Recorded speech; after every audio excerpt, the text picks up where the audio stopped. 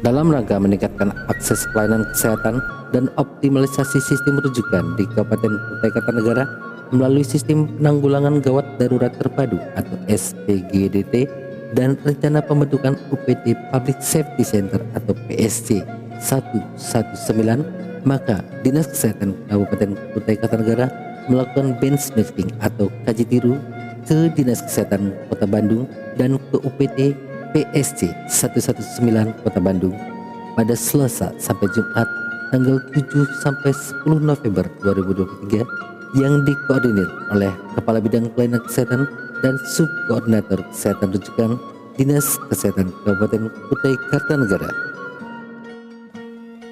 Yang melatar belakangi perlunya dilakukan kegiatan ini yaitu bahwa perlunya membangun sistem penanggulangan gawat darurat terpadu atau SPGDT di Kabupaten Kutai Kartanegara yang memadukan penanganan gawat darurat melalui tingkat pra rumah sakit sampai tingkat rumah sakit dan rujukan antar rumah sakit dengan pendekatan lintas program dan multisektoral. Adapun peserta yang mengikuti benchmarking ini yaitu petugas yang terkait dengan Emergency Medical Service atau EMS dan Pre-Hospital Emergency Care dari Dinas Kesehatan dari ketiga rumah sakit yang ada di Kabupaten Kutai Kartanegara yaitu Rumah Sakit Haji Muhammad Parikesit, Rumah Sakit Haji Batara Agung Samboja, dan Rumah Sakit Dayakuraja Kota Bangun, serta peserta yang berasal dari 32 puskesmas yang ada di Kabupaten Kutai Kartanegara. Tujuan diselenggarakannya kegiatan kaji tiru ini yaitu pertama, didapatkannya pola pikir atau persepsi tentang sistem penanggulangan gawat darurat terpadu. Yang kedua, diperolehnya kesamaan pola tindak dalam sistem penanggulangan gawat darurat terpadu kasus-kasus gawat darurat dalam keadaan sehari-hari maupun dalam keadaan bencana. Dan yang ketiga, didapatkannya pengetahuan mengenai kebutuhan SDMK dan pembiayaan untuk rencana kegiatan SPGDT dan PSC 119.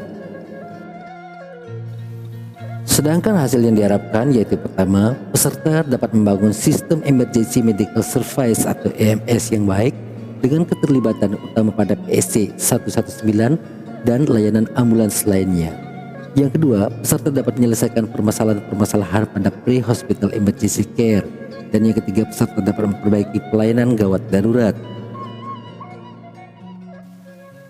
Semoga kegiatan benchmarking ini memberi manfaat sebesar-besarnya untuk kemajuan pelayanan kesehatan mobilitas di Kabupaten Kutai Kartanegara, Kalimantan Timur.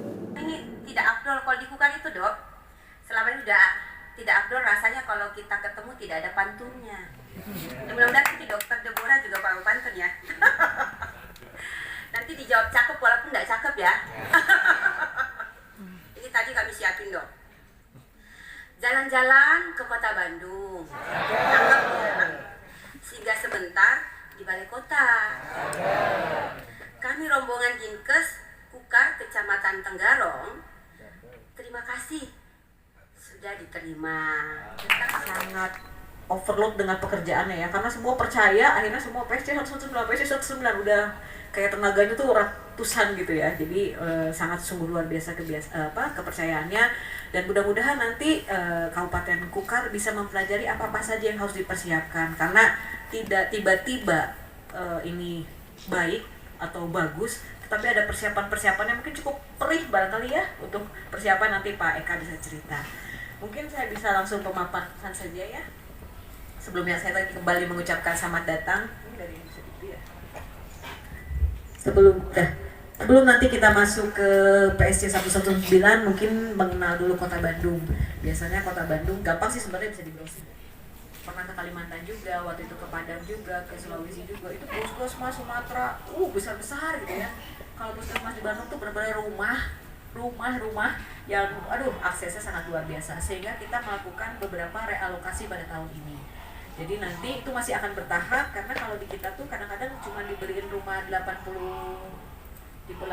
gitu ya, udah harus jadi puskesmas gitu kan. Kebayang dengan Permenkes 43 gimana gitu ya, mau screening di mana. Ini sudah sekitar 38 klinik yang sudah diakreditasi. Itu dari ratusan ya, kebayang. Lumayan sakit kepala. Kemudian standar kompetensi pasien case, standar pelayanan pelayanannya harus bagaimana. Kemudian tidak lupa peningkatan kompetensi SDM dan manajerial. Jadi kemarin ini pada saat bulan Oktober, sebelumnya sudah bulan Agustus sampai September itu periode pertama. Kemudian yang kedua, ketiga itu ada pelatihan manajemen puskesmas.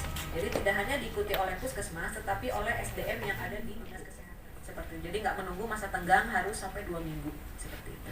Ya. Ini tantangannya memang keberlangsungan UHC itu pasti dikaitkan dengan pembiayaan. Dan kemudian UHC memang membutuhkan anggaran yang cukup besar. Jadi kemarin itu memang sempat ada wacana, kenapa nggak dibilang aja semua UHC? Nah, kalau semua UHC, nanti yang mandirinya semua pada pindah UHC. Nah, itu yang jadi bukan ketakutan ya, itu akan lebih membesarkan anggaran. Nah, itu jadi harus. Wabarakatuh. Waalaikumsalam warahmatullahi wabarakatuh.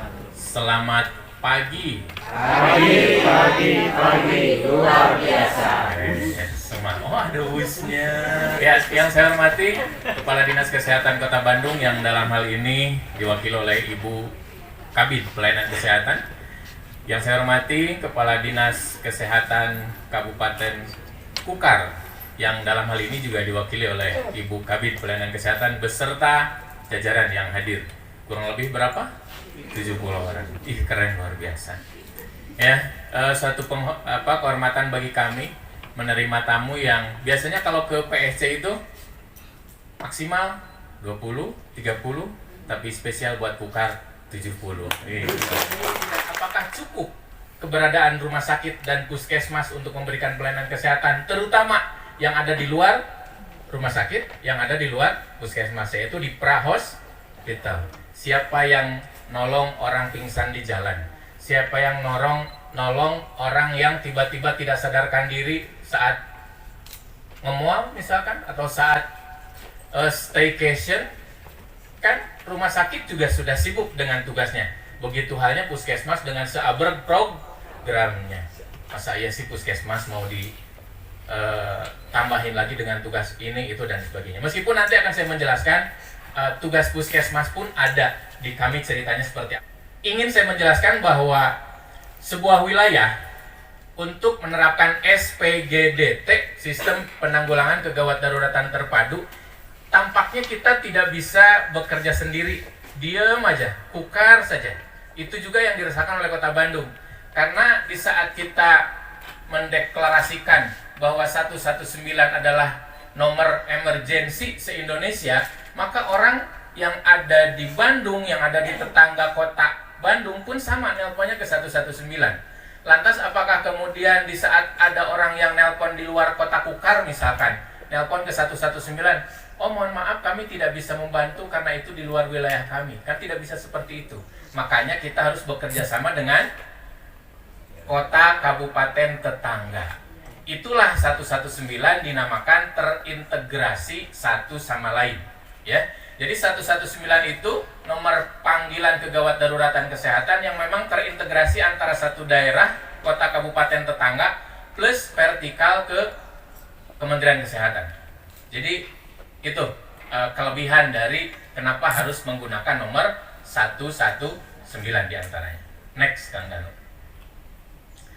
Ya, ini pun akan saya lewat karena tentunya Bapak Ibu sudah paham dasar hukum terkait SPGDT, terutama mungkin bagi yang baru, SPGDT itu bisa Bapak Ibu lihat di Permenkes 19 2016 ya, tentang SPGDT. Next, Kang Danu. Nah, wait, Kang Danu, baik. Ini mungkin yang membedakan ya. Ini yang membedakan Kota Bandung dengan kota kabupaten lain. Kami klausul PSC itu sudah dituangkan dalam sebuah perda, ya. Jadi siapapun nanti pimpinan daerahnya, maka PSC insya Allah akan tetap ada.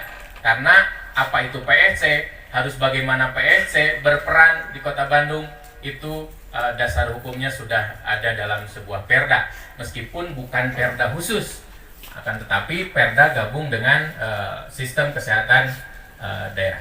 Next. Kemudian dasar hukum yang lebih teknis lagi, ada perwal UPT dan perwal BLUD. Ya, jadi kami selain BLUD, kami pun selain UPT, kami pun alhamdulillah dipaksa untuk mampu menerapkan pola penata keuangan dengan model Badan Layanan Umum Daerah.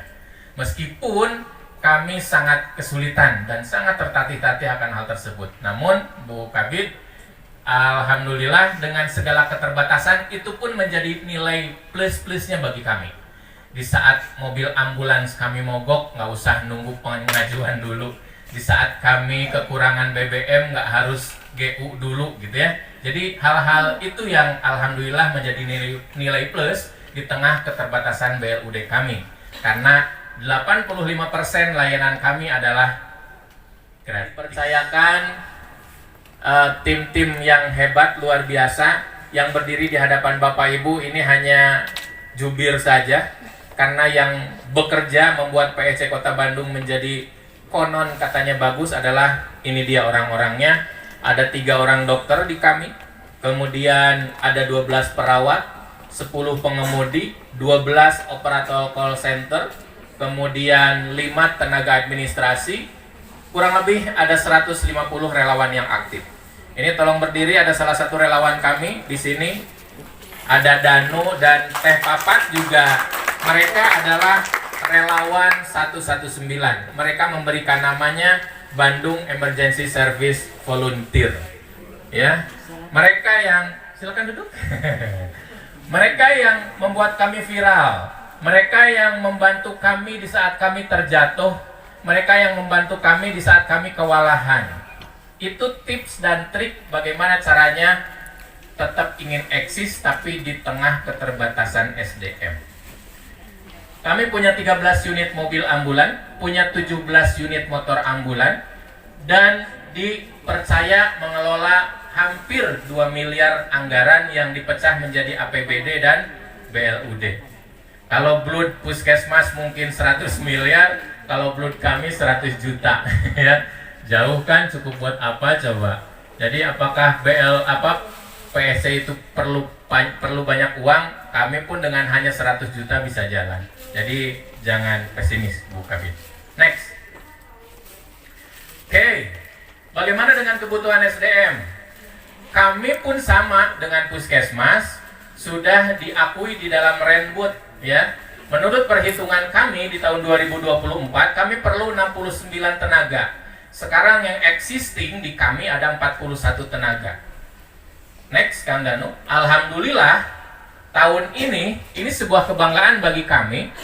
UPTD Pusat Pelayanan Keselamatan Terpadu menjadi UPTD yang paling banyak menerima tenaga P3K dibanding tenaga yang di UPT-UPT lain. Ini menjadi bukti dan menjadi keseriusan bahwa Pemkot Bandung merasa yakin akan keberadaan PSC ini. Nggak kebayang kalau PSC tadi kata Bu Kabid, PSC lagi, tapi SDM-nya nggak disupport. Ini menjadi bukti. 2023 ini kami mendapat 1 orang dokter, 4 orang perawat. Itu sudah luar biasa menurut kami. Ya, ini alur-alur, silakan dibaca saja oleh Bapak Ibu. Ini sebuah bukti keterpaduan. Next, Kang Dani. Ini alur rujukan. Next lagi saja. Next lagi.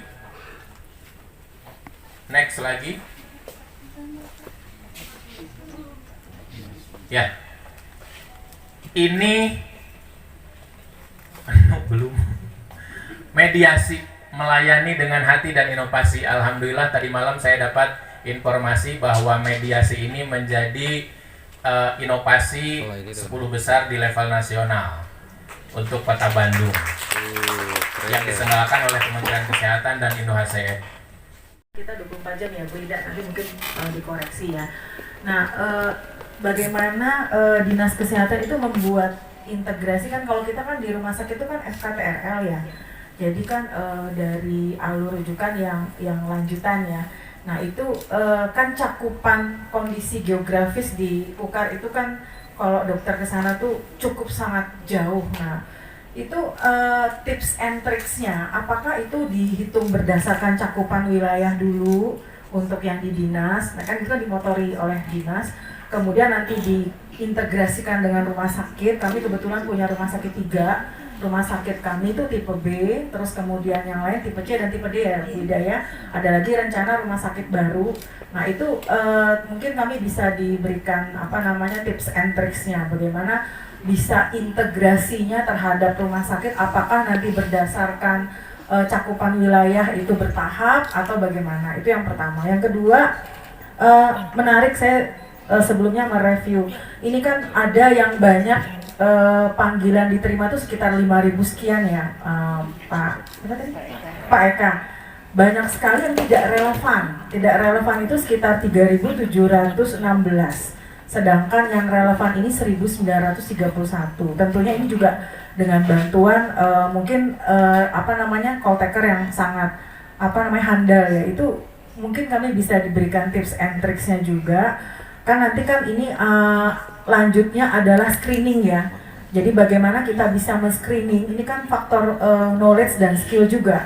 Nah ini apakah resertifikasi itu mempunyai standarisasi sendiri sesuai dengan SOP atau memang ada kebijakan tersendiri? Itu terus kemudian apa lagi tadi ya? Satu lagi. Oh iya, saya mau nanya juga. Untuk yang SPGDT ini berarti maternal neonatal jadi satu di situ juga ya? Jadi apakah itu memang mungkin untuk alur rujukannya sama, tapi bagaimana bisa siasati ini maksudnya tuh tenaganya, terus kemudian call takernya dan sebagainya. Mungkin kami bisa diberikan tips and tricks. Terima kasih. Wassalamualaikum warahmatullahi wabarakatuh.